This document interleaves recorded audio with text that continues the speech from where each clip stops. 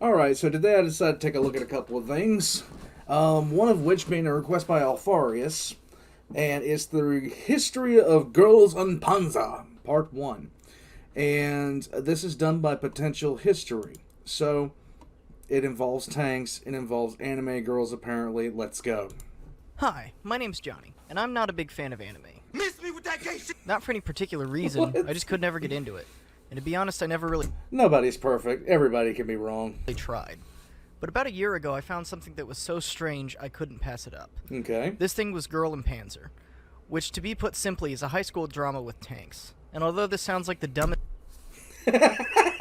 What? Okay. thing you have ever heard, It is. and believe me, I did too, it kept true to a lot of the history that surrounds these World War II vehicles and their time periods. Really? So I thought I'd analyze it.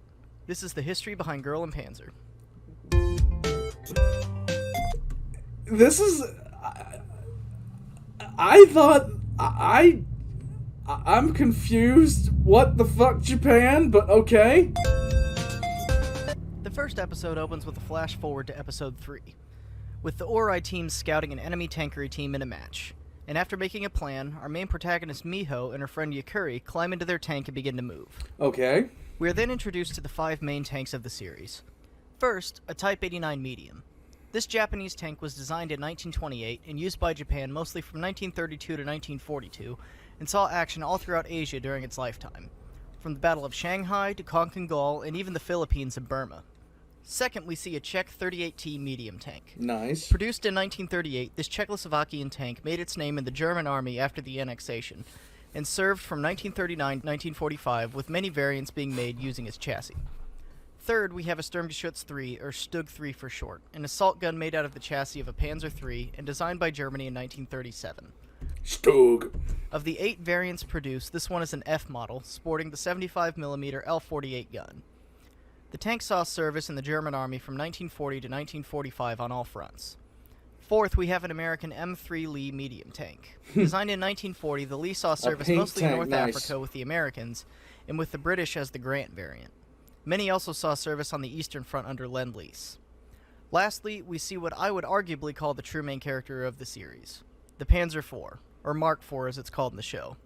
Designed in the late 1930s by Oh my god. This is gonna be horrifyingly bad. the German army, originally as an infantry support vehicle, this tank over the course of the war became the backbone of the German armored force, and saw service on all fronts in Europe during World War II, and in various other countries post-war.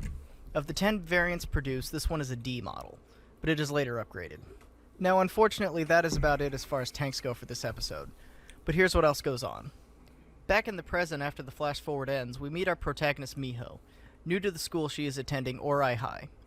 On her first day, she meets 2 friends, Sayori and Hana. Miho mentions that Sayori's birthday is June 22nd, which is the date of the German invasion of Russia, Operation Barbarossa, Why? in 1941. Just why? I don't understand. What is wrong with Japan? Just stop. Just stop it. And that Hana's is December 16th, the same date as Germany's invasion of the Ardennes, codenamed Operation Watch on the Rhine, in Oh 1940. god. The 3 are instantly inseparable. Okay, gonna explain that. So there was an airborne division surrounded in the town of Bastogne, and they were surrounded completely by the Germans, and Patton's the army led by Patton in history to World War II history. People are going to crucify me in the comments, and that's okay. Led the charge to try to break them out of the encirclement, but the German commander sent the American commander a message basically asking for honorable surrender because they were indeed surrounded. And the American commander sent back a one-word reply: nuts. And that has since become an acronym in the military, meaning not understanding terms of surrender. Because the script requires for them to be. Let's all be best friends. Yay! Best friends. Best friends. Yay. Best friends. Best friends. No. After this, we first meet the student council, who inform Miho that the sport of tankery will be resumed at the school, The sport of tankery. and they quickly pressure her to join. Does she have a monocle? God, that's scary. Later that day, the student council interrupts their class for an assembly about electives, and the sport of tankery is introduced. Now this is where you really have to begin to suspend your disbelief, because to sum it up quickly, tankery is where high school girls fight in World War II style tanks for sport. Nobody dies somehow.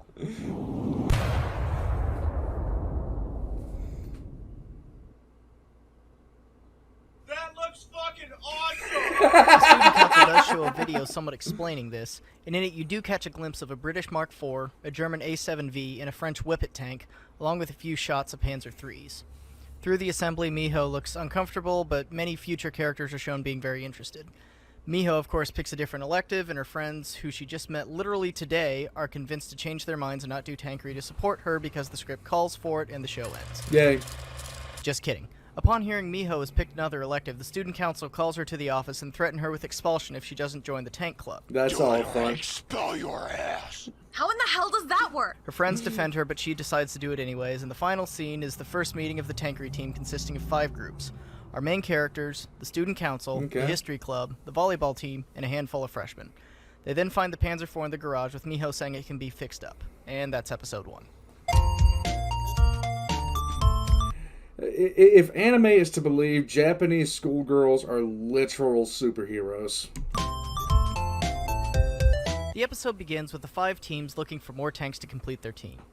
The tanks found are the ones shown in the previous episode, with the 38T found by Miho and the gang while being stalked by and later meeting Yukari, my spirit animal. It was a mainstay of Field Marshal Rommel's 7th Panzer Division and was an important tank in the initial stages of the Blitzkrieg. You went kind of crazy there. Sorry. The Stug 3 is found by the history club, the Type 89 is found by the volleyball club, and the M3 Lee is found by the freshmen. Where are you finding As the tanks this? are assembled and the characters discuss and claim them, 2 historical errors are made. First, Monocle Girl refers to the 38T as a light tank, when it was classed as a medium by the German army. The second is this line. You fool! The Assault 3 is a wonderful tank. It was able to repel the fierce Russian attacks. Apologize to the Finnish! Now this line may be wrong because it sounds like Apologize she is to the referring to the Finnish. Winter War, when the Finns only used Stugs in the Continuation War. Also, from now on, they always call the Stug the Assault 3, which isn't wrong, but it's weird to me. The 5 teams claimed their tanks, deciding on sticking with the ones they found, and this creates a few crew problems. The Panzer IV is currently understaffed with only 4 members and needing 5, with a commander, loader, gunner, driver, and radio operator. The 38T is understaffed, needing 4 crew and only having 3, a commander who also works the gun, a loader, a driver, and a radio operator. And lastly, the M3 Lee, which is the American version of the tank and only has 6 crew when it needs 7. A commander, 2 loaders, 2 gunners, a driver, and a radio operator. If this were the British M3 Grant variant, they would be fine, as the British eliminated the radio operator by creating a bulge in the back of the turret to place the radio by the commander. The Type 89 and the Stug 3 are crewed to full capacity. The teams then fix up their tanks just by washing them somehow, and they await Nice. their tankery instructor to come teach them the next day. That night, Miho and the gang visit a tank store, something I really wish existed, and we see a few references within. The walls are lined with everything from uniforms to guns to sprockets and road wheels. Also, Yukari is my spirit animal. That's not true. That's not true at all. They each have their own personalities, their very own traits, and they change depending on who's operating them. There's also an A7V like the one seen previously on the TV in the corner, and the Tank Arcade game is utilizing a German tank sight on the screen and the steering wheel of a Tiger 1 as controls. This is the okay. And I also think this game is a reference to the 1980 arcade game Battlezone. They also take a few seconds to BS the way tankery is safe. It's okay. They use live rounds in matches, but they're used with an emphasis on the participant's safety. And there is an exposition dump Excuse me? about the upcoming tankery tournament in the news report on the TV. The girls then go home and eat using German mess kits. Wow. The next day, Miho runs into a human existential crisis on the way to school, and that becomes important later. I was forever trapped in an infinite timeline of pain and suffering. I envy death. At tankery practice, the instructor enters being airdropped from a cargo plane in a Japanese Type 10 main battle tank. What? The only modern tank used in the series. Although her uniform looks very American, this is the female dress uniform of the Japanese Self-Defense Forces, complete with hat. There you go. After not giving any advice at all, she throws everyone into a mock battle, and from what I can tell, the crew positions left unoccupied by the teams are the 38T having no loader, the Panzer IV having no radio operator, and the M3 Lee having no loader or gunner for the 75mm in the hall. I have no idea where the 6th girl on their team went, because they should be able to at least cover the gunner position, but she's nowhere to be seen inside the tank. This is frightening. I am very, very... Okay. Miho also says this. The tank commander indicates which direction to go with their feet. Feet? Yeah, she kicks the operator in the shoulder in the direction she wants to go. But this shouldn't apply to the tanks shown. Nice. All the tanks on the team had internal radios for communication. The kick the driver technique was used for tanks where this was not available. The ones I can think of are early at Soviet tanks where the fighting compartment and engine were so loud and the commander, who was also the gunner, would kick the driver in the shoulders to have him turn the tank. To communicate with the loader also, he used hand... Yeah, it makes sense. In a Soviet tank, you start beating down your driver. Makes a lot of sense. Signals for what shells to load. The match begins with the Type 89 and Stug 3 teams teaming up on Miho and the gang, in a not-so-subtle reference to Japan and Germany's alliance in the Second World War. Nice. But nobody can hit anything, so they're fine, and the episode ends with them about to run over Existential Crisis Girl in a field. The episode begins with Existential Crisis Girl cheating death, jumping on the tank, and chilling in the turret. The tank comes to a bridge, and Miho gets out to guide it, even though 5 seconds ago she said that it wasn't safe. It's dangerous, so please get in the tank. And guides them into a steel cable that breaks right as they get shot in the rear by the Stug, and survive even though in episode 1 Miho said this. Our armor is weak, so we're out if we get hit head on. And in reality, that shell at that range should have gone in one end of the tank and out the other. Well, yeah, the intent was to kill you, Nine. But as a result, Hana gets knocked out cold and they're Dead in the water! luckily, Oh, Existential no. Crisis Girl, or Mako, takes over and learns how to drive by reading 3 lines of the manual. Are you Oh my god.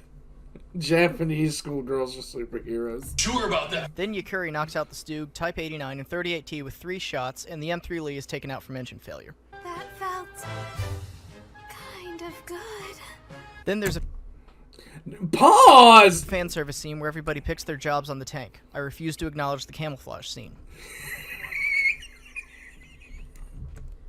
What is that? What the fuck is that? With the confidence of one trial match against each other under their belts, the team challenges another school to a skirmish. And this introduces arguably one of the best things about the show. All the other schools, unlike Ori, are modeled after specific countries that were combatants in World War II.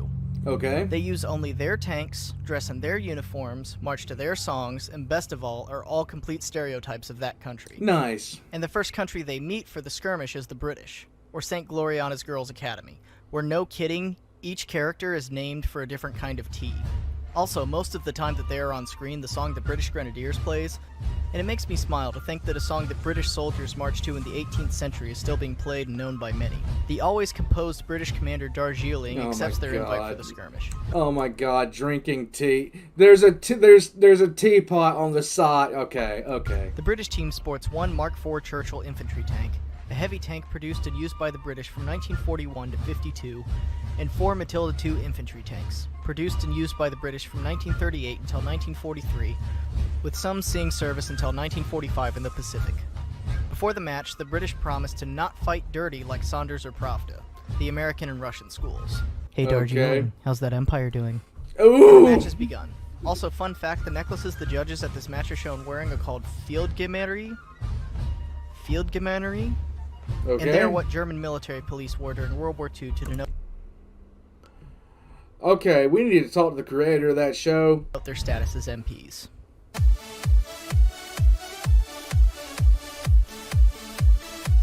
Episode 4 is the first real battle we get to see. The battle opens with the same scene as the flash forward in Episode 1. Ori takes a position on the high ground and begins the match. This is also the next instance of suspending your disbelief that you must go through. Yes. To name a few, that Churchill is moving too fast, that Matilda is moving too fast, that Yeah. Type 89 is moving too fast, that Panzer IV is moving too fast. See a pattern here? The most egregious of these are the British tanks, as the Churchill and Matilda are classified as infantry tanks, Wow. meaning they support foot soldiers and as a result are designed to be very slow because there's no point in having it go any faster than a man can walk. The Matilda's top speed cross-country is only rated at 9 miles per hour, and the Churchill's is rated at 15. In fact, the fastest tank on the whole battlefield is the Panzer 38T at 26.1 miles per hour on road, and all tanks involved look like they're going much faster than that. The 38T and M3 Yeah, they're like cruising at this point. are knocked out, and the remaining 3 Ori tanks retreat to the city, with the British sipping They went into... tea as they chase them. One Matilda is taken out, along with the Stug 3 and Type 89, leaving the Panzer IV all alone. Nice job, Irwin. Can do without the flags, huh? Of course not. Well, until the 38T comes back and is promptly killed. I want to go home. Then the Panzer IV begins to defy all logic and physics in trying to win the match. You can't drift a tank. But the British You could try. still end up winning. This battle is one of the more outrageous ones, especially with the Panzer IV's antics at the end, but the exaggerated speed remains a constant throughout the series. After this, some storyline exposition about the characters happens that I thought this was a meme. I did not think this was a show. This is driving me crazy. This is making me have an existential crisis of my own. nobody cares about, but the episode ends with the starting positions for the tournament being selected, with Ori being paired up against Saunders, or the Americans. Yay! This video is getting long. Episode 5 begins with Miho and the gang eating at a tank-themed shop named the Leclerc Tank Cafe, a reference to the AMX Leclerc main battle tank currently used by the French Armed Forces. And there are a few references inside, including a poster with the cover art of the Why is she wearing a Nazi? 1993 manga, Not Nazi. Wear a mark. Happy Tiger, featuring a Tiger 1, and a heavy transport vehicle used to deliver the food.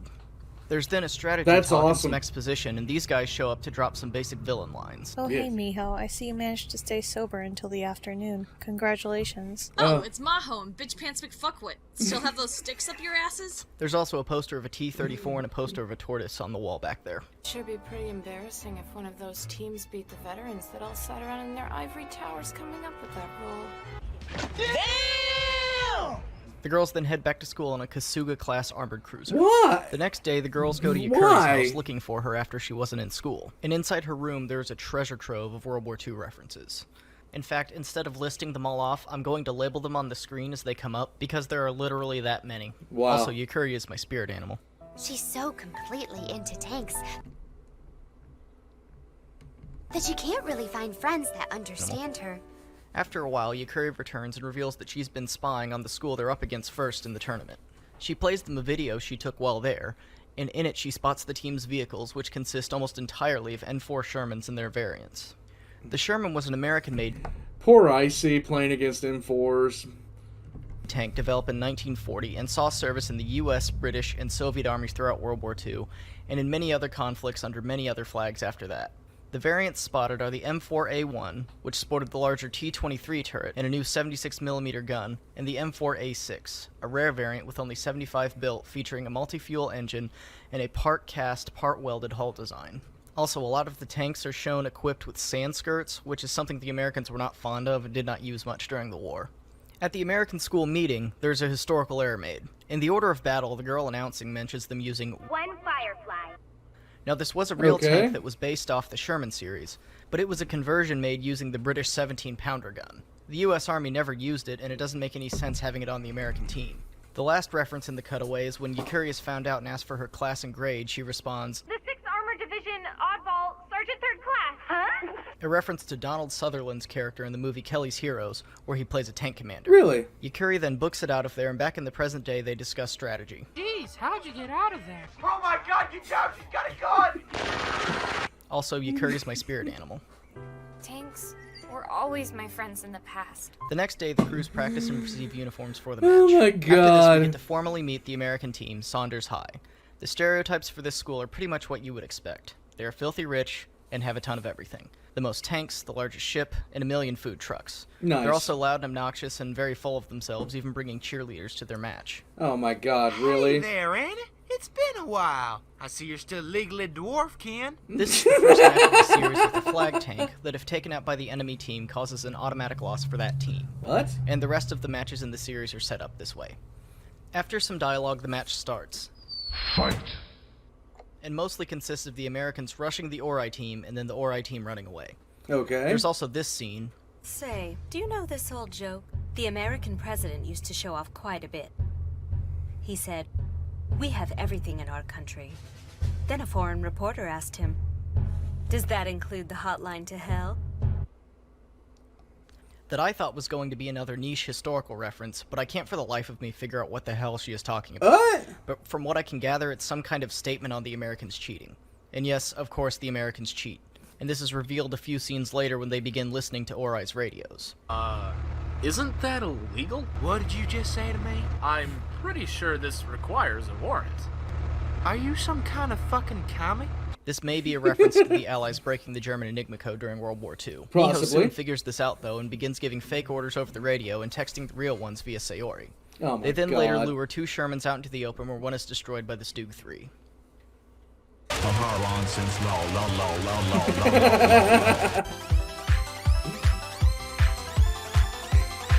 Alright, let's cap their flag tank and get the fuck out of Trailer Park Hell. This episode begins with the crowd in shock that the Americans lost a tank and Miho continuing to give false orders over the radio. Mental Breakdown Girl begins to get cocky and has her team begin to walk into a trap. The Type 89 runs into the enemy flag tank and they have an awkward moment. I feel like I've seen this before. Hello? Yeah, I have seen this before. Also, once again, the Type 89 is an infantry tank with a top speed of 16 miles an hour, and the Sherman has a top speed of 30 miles an hour, so this shouldn't even be a chase. But thou must do what thine script commands. Also, the script becomes self-aware for a second. What are you doing? They're only a Type 89, you know? But the chase leads to the American flag tank being ambushed, and the Ori team chases it with the Americans chasing them. As this girl loses it, spouting Americanisms as she goes. Our school is on a different level than yours! Who the hell do those girls think they are? They can't do squat and they're trying to come after us!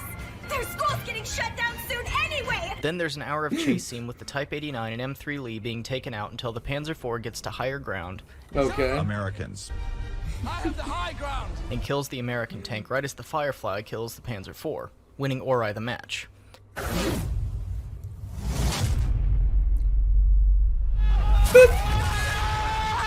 Oh shit!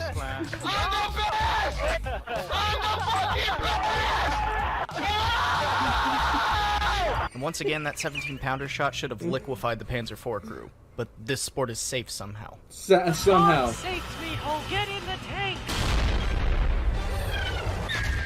Oh, God! God damn it! Then there's some plot and a few characters fly off in a German FA-233 Drache, a dual-rotor helicopter developed in 1940 and produced in extremely limited numbers. But a combination of unreliability and its factories being bombed caused it to have a virtually non-existent service life. Yeah, your factory's being bombed would cause a problem. But I'm willing to bet we paperclipped whoever developed it. Close the episode, we are shown a clip of the next team against Ori in the tournament, Pravda, or the Russians, moments after their victory over the Polish team. With several T-34s overlooking a burned-out twin-turret 7TP tank. The 7TP, or 7-ton, was a light tank produced by Poland from 1935 to 39, and saw action during the German-Soviet invasion of Poland in 1939, with some seeing service in German occupation divisions throughout the war. And there was also a single turret variant made with an anti-tank gun inside of it. And right after this, there's a brief clip of the German team leader in a Tiger I overlooking a field of destroyed Type 95 Ha-Go tanks from the defeated Japanese school. And if you look closely, you can also see a Type 45 C-Low and a Type 99 Rut-Row.